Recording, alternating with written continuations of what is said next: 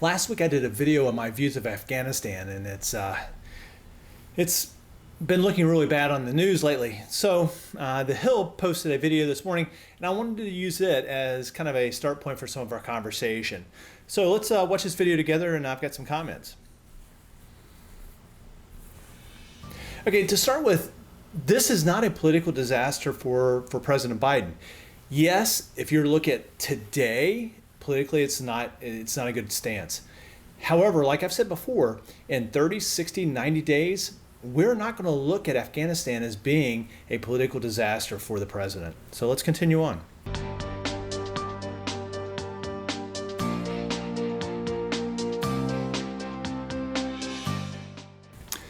So I made a couple comments about the Siagon moment in the last video, and thanks for the feedback.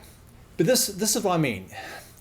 From a strategic communications perspective, President Biden saying, I will not have a Siagon moment, absolutely just horrible thing to say, because it's very, very easy to grab some images that would make it appear as if it is.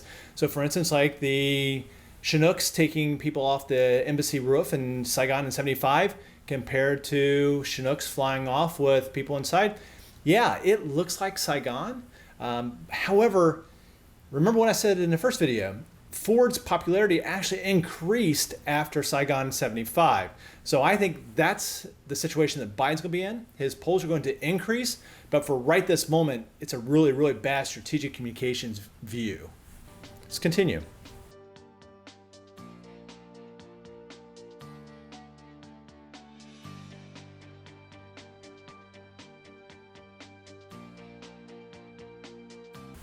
So as a NEO planner, a non-combatant evacuation operations planner, we look at things as, is it a contested area or a non-contested area? So for instance, like national disasters are non-contested.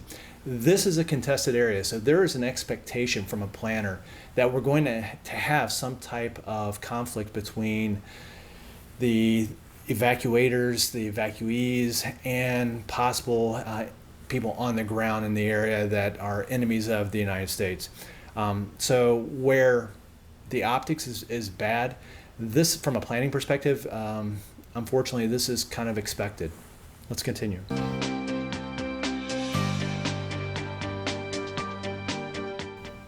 Yeah, the attack at Kabul airport, it is just absolutely tragic for humanity. The numbers seem to be about right. It looks like that the 13, so 12 U.S. Marines, 1 Navy corpsman, from what I've seen the numbers. And the numbers for the Afghans have now gone above 200. So horrible loss of life. I mean, the last couple of days before this occurred, there had been, the U.S. Embassy had sent out messages to U.S. citizens in the United States, U.S. citizens in Afghanistan, stay away from Abbey Gate. 3 gates, you have Abbey Gate, you have North and East gates. Said to stay away from them because there's a possible terrorist threat, and they were correct. And I do expect this to occur between now and Tuesday again.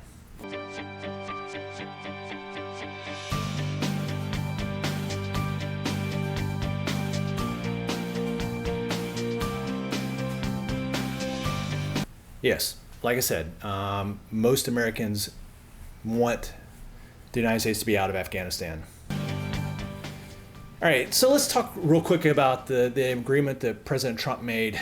The art of the deal, it was the art of the really bad deal. So you basically President Trump basically told the Taliban, I'm giving you 13 months or however many months it was. I'm giving you this amount of time in order to prepare to overtake the Ghani administration. So for all those who said, oh my God, this occurred so quickly and time frames and everything else, the Afghans have known, the Taliban have known, ISIS Khorasan has known, so it's not something that's new. They've had plenty of time to plan for this. One of the things I think is the greatest failures is because the Taliban had already taken over the government by the time we started evacuating people from the airport. That meant that we did not have the Afghan security forces as means of protecting the airport. So we relied on the Taliban to do that, and were ill-equipped.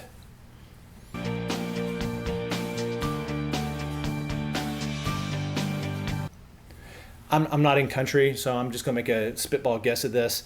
I'm assuming that the U.S. soldiers that are the U.S. military that's there, most of them are probably working crowd control, working movement of Afghans within the airport area. We'll have some that are working the perimeter, but it's an airport, so the perimeter is huge. So I'm assuming that we have some U.S. military who's doing perimeter patrol, and then also with the Taliban doing that.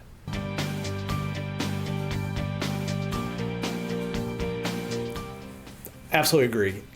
Even though President Trump is the one who made the agreement, and we set a date of 1 May and then push it to 31 August, it does not remove responsibility nor accountability for the Biden administration. So I disagree. This has been a debacle.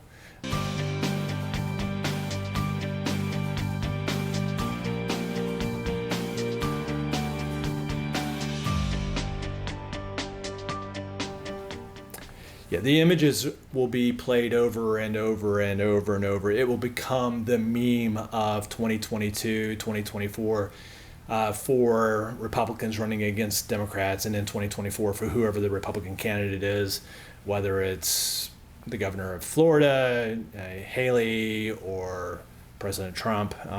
Who knows who will be the candidate? But those images will be played over and over and over again.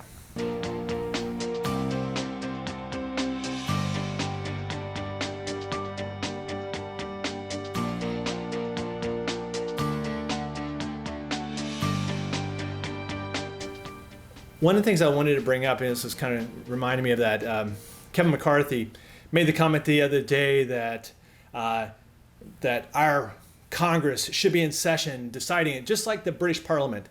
He absolutely lied. That was an absolute lie. The British Parliament came together not to determine how to get Brits out of Afghanistan, but how to basically determine what the failures were for the British involvement in Afghanistan over the last 20 years.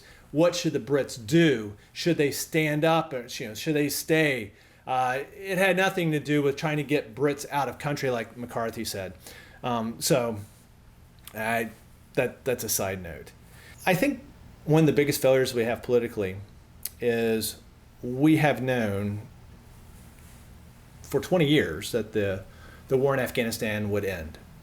You could easily make an argument that the war in Afghanistan ended, 5-6 years ago, when we quit, when the U.S. basically just became an assistance to the Afghan security forces, trying to train them and so forth. Lichtman actually had a decent comment the other day, specifically about that. However, our failure was this: there's 120,000 people that we've already evacuated.